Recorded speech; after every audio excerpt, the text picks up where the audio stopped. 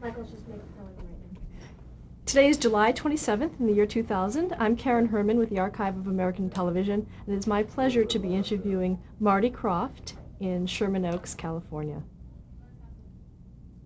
I'd like to take some time and get some basic information about your childhood and growing up. And the first thing I'd like to ask you is, what was your name at birth? My name at birth?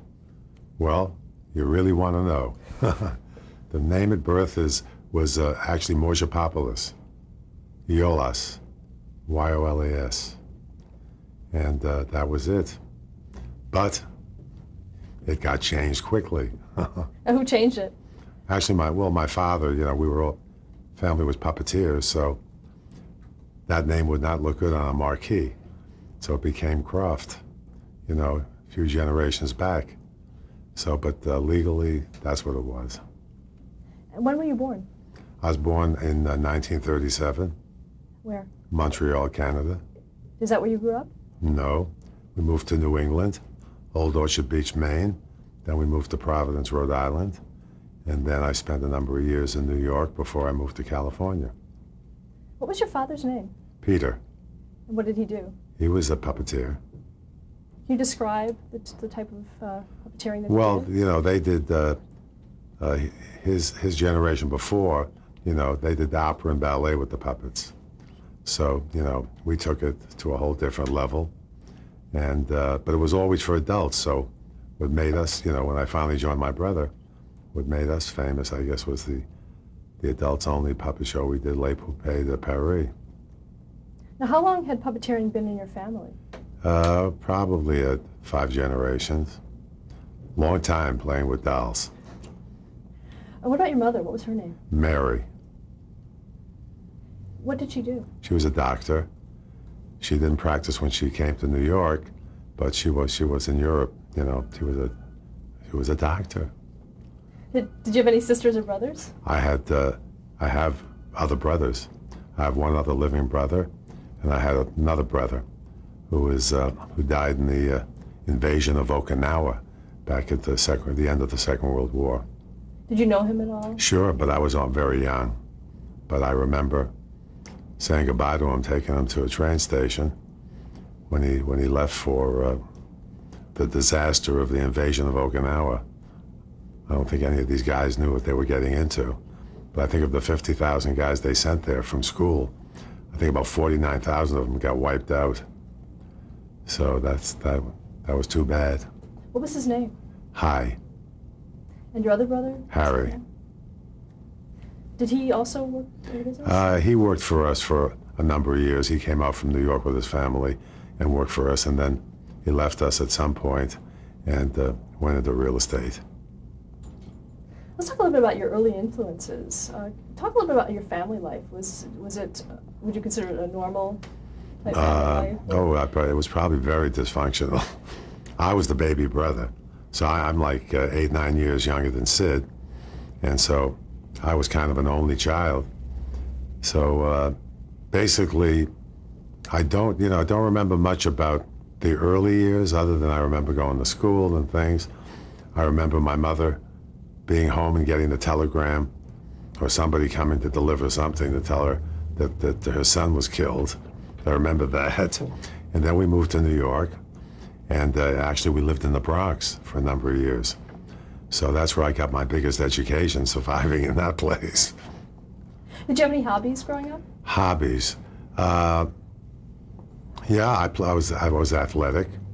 I played, baseball. Was always interested in sports. Lived near Yankee Stadium, so wound up, going to Yankee Stadium almost every day as a kid.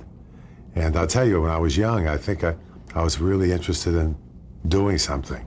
So I remember I lived right near Yankee Stadium, and I worked in a drugstore, and I got real friendly with all the Yankees. So I used to walk Joe DiMaggio to the ballpark when I was 11. So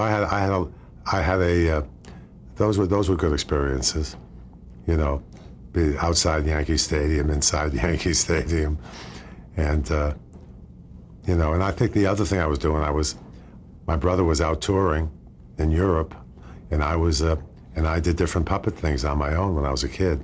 When did you first start working with puppets? I was probably, somewhere around 9, 10. I wound up doing some television shows in New York. The time there was a show called Star Time Kids. I was on that a number of times. I lost on the Ted Mack Original Amateur Hour. So, I did a number of shows, and then I also worked clubs. Of course, I stole my brother's act while he was in Europe.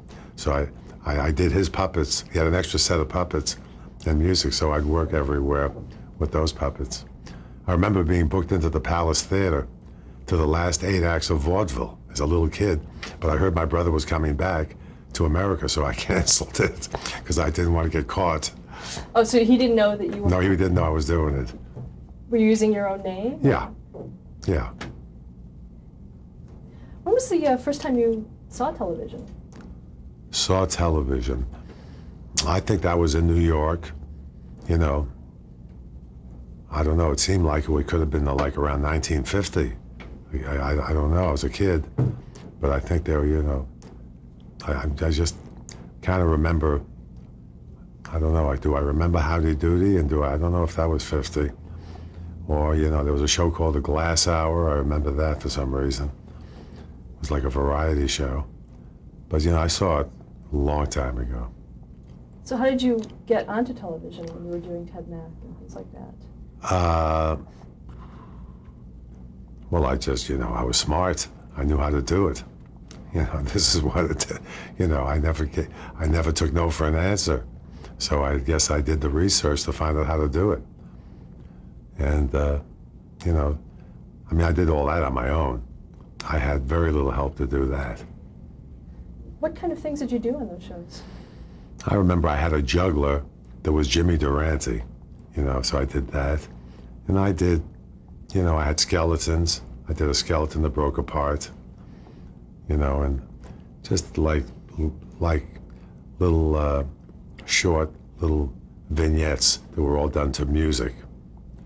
So, that's what I did. And I operated the puppets right in view of the audience.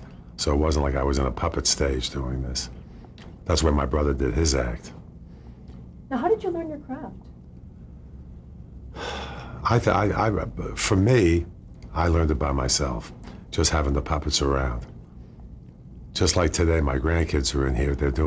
We have an ice skater in the building, which is a puppet. And I noticed my granddaughter doing the ice skater. And she heard that we missed a generation of puppeteers. But she says, we're not going to miss any more. Right. You're glad to hear that. Yeah, Taylor is cute. And she probably is good. She does it good. Did you have any other hobbies when you were growing up? Other hobbies. One of my big hobbies had to do with baseball. I used to go to the ballpark before the game and then run after the baseballs that were hit into the stand. So I think I caught about 100 baseballs. In New York, it was, I played, I don't know if I had the hobby, like collecting stamps. I think I did that for a minute. I was busy when I was a kid. Now, what did you want to be when you grew up? I never really thought about it. I think one thing my father taught us was to stay in the present. There's a slogan that my father always used to say, if you want to give God a good laugh, tell him what your plans are, right? So anyway, maybe that stayed with me. So that's probably where I tried to always be in the present. And that's a good thing, especially when you're an independent company in Los Angeles, right? Now, what high school did you attend? I went to high school in New York, Taft High School. And when did you graduate? 1954. Did you attend college? Yeah. I went to college in New York for 3 years, and City College in New York. And then my brother got hung up with somebody helping him with his act that he was on the road. So I figured, what do I got to lose? I'll go to California. When was that? That was in the probably 57.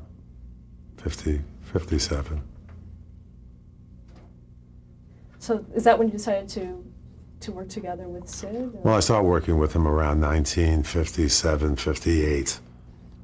Yeah. What brought you two together in terms of working together? How did you decide to? Well, he was in need of somebody to work with, at that point. And at that time, I think he was on tour with Judy Garland. And then he was going to be on tour with Liberace, so it was right in the middle. I was with Judy Garland with him. So it sounded good. We were going to play Florida. We were going to play Hotel Fontainebleau, Florida, the State Fair in Dallas, the Metropolitan Opera in New York, the Fisher Theater in Detroit. So it was my brother's opening act. I joined him when he was doing his act. Then ultimately we got together as a joint act along the way there when I was no longer willing to help him with his act. So, that's, and then ultimately I took over. No, I'm only kidding. How would you say your styles compared in terms of puppetry? Well, he's very flamboyant.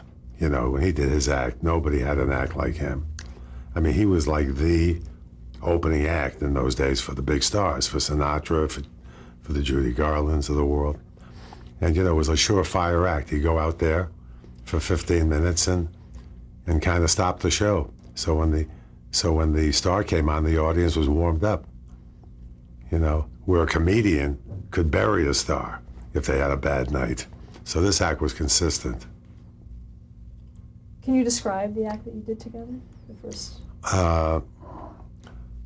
Well, if I describe it by myself, and then you ask my brother to describe it, there'd definitely be two different acts going on, right?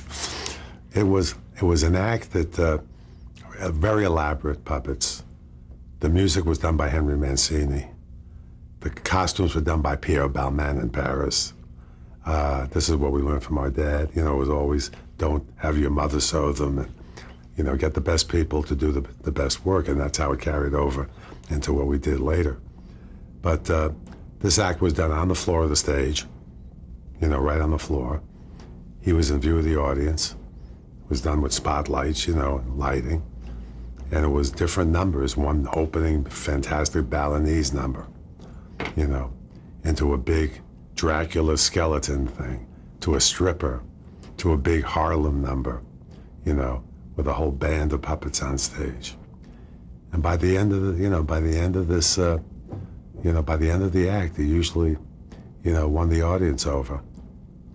I remember opening night at the Flamingo Hotel when Judy Garland, we were there with Judy Garland. Pearl Bailey was sitting in the front row, and at the end of the act, she got up on the table. She made it for him. How do you think your puppetry compared to previous generations of puppetry? Well, the puppeteers are not great fans of ours. We're very commercial, and we were very commercial.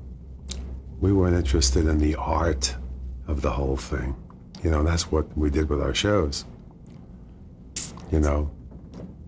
Jim Henson's daughter, who I met recently, who's great, Lisa, said she always hated us when she was a kid because we had all the shows on the air and father only had one show on.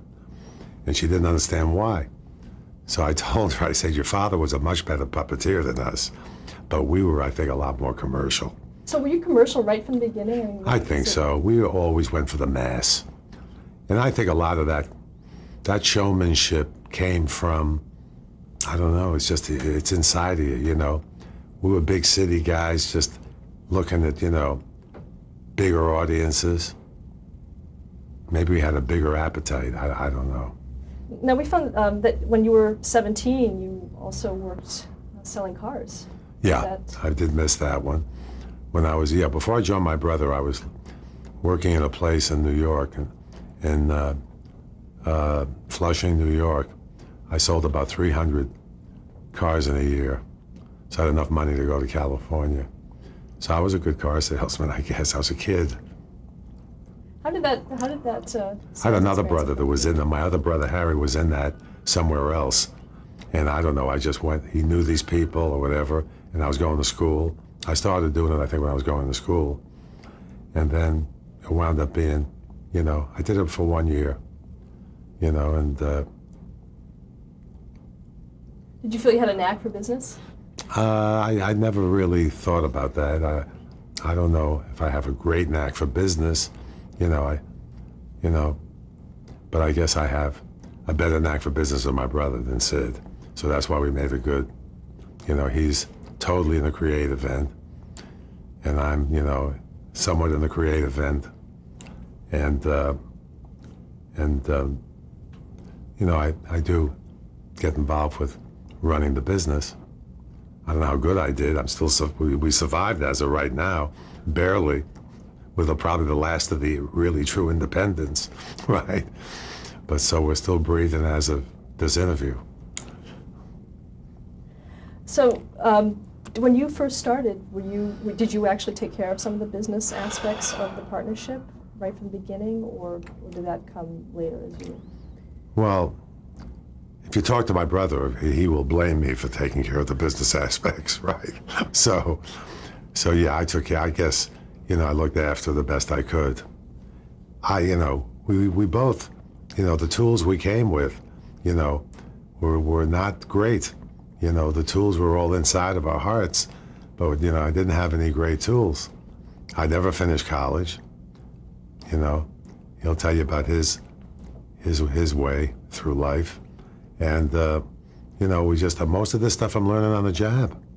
I remember getting a telegram from NBC saying that they were picking up Puffin stuff. So I immediately sent my assistant out to the bookstore to get a book on how to produce a television series, and I wasn't kidding. When we got the movie picked up, I sent her back for that book, right? And we're still sending her out for books, right? So, it's honest. Talk a little bit about your relationship with Sid through the years. Has it changed much, or? Probably it's exactly the same. Yeah. No, we have a fiery relationship, but everybody can't wait to have a meeting with us, because they know when we go to a studio or we go somewhere to have a meeting, usually you're arguing with the people you're going to have a meeting with. Not with Sid and me, we're arguing between ourselves. So they can't wait to see all this. What did being family, what kind of effect did that have on you? Well, Family. You can't fire your brother. Right.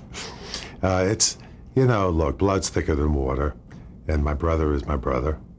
And, no matter what bad things go down between us, we try to resolve them by the end of the day. And where somebody is saying, hey, okay, I'm sorry, I apologize, and we don't carry the grudges into the next day. So we have a thing about just as no matter what goes down between Sid and me, it isn't carried around for days on end. Now, I'm sure, resentments are not healthy. So, we can have a little resentments here and there. You want to hear my slogan on resentments? Sure. A resentment is when you take poison yourself and you expect the other person to die. Right, that's the resentment. Okay, in a little while we're going to put you and Sid together, but I'd like to ask you, what do you think is your greatest achievement? I tell you, that's a tough one. I get up every day, raise the flag, do what I'm supposed to do. What I don't believe is that whatever that has happened, or whatever's going on now, whatever went on, the amount of people that they're blown away by who we are and what we did, and it's hard, it's great, but I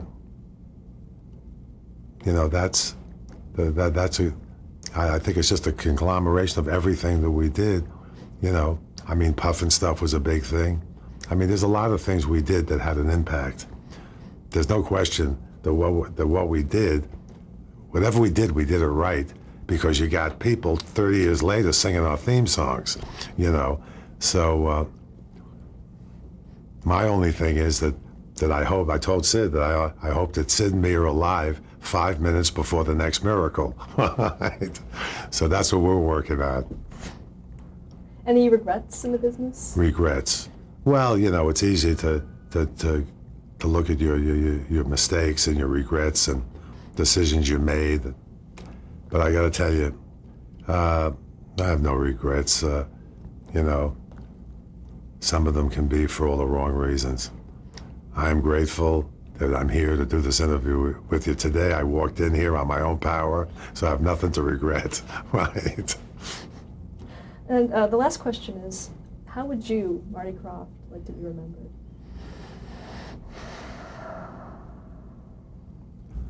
Well,